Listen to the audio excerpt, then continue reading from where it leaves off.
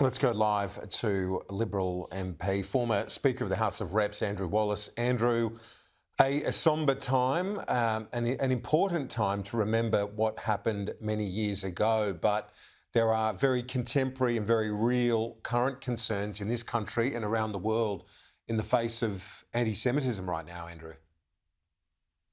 Well, Kieran, I just simply wouldn't have believed you if you had told me what we would be encountering in this country even 12 or 18 months ago, before October 7.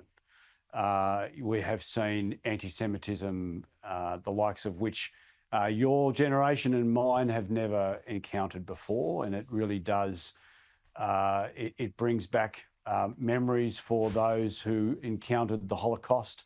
After the Holocaust, we said never again. The world said never again.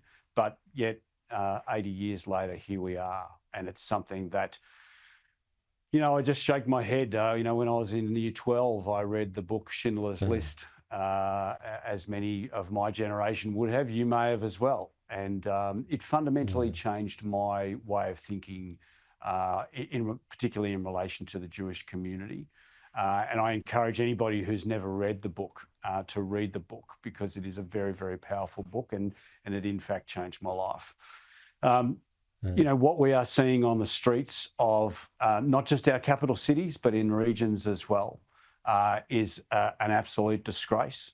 The rise of anti-Semitism in this country since October 7 is unforgivable, and it's up to all Australians to call it out as we see it, when we see it. Yeah. And also the law enforcement, so important in this as well. We know there is a task force that's established. Intelligence agencies are working overtime on it as well. But did you welcome what you saw out of the South Australian response, the fact that arrests were made so swiftly after that appalling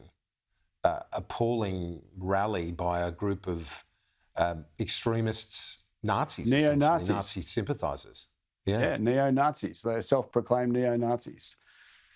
Look, Kieran, I have very strong views about the lack of political leadership and leadership within our law enforcement agencies in relation to what's happened since October 7. It's only been in the last month or two where the Prime Minister is actually trying to demonstrate some form of leadership on this.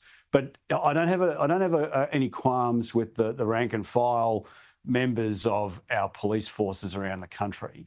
What I do have a concern with is that the leadership of our state, territory and national law enforcement agencies has been utterly left wanting.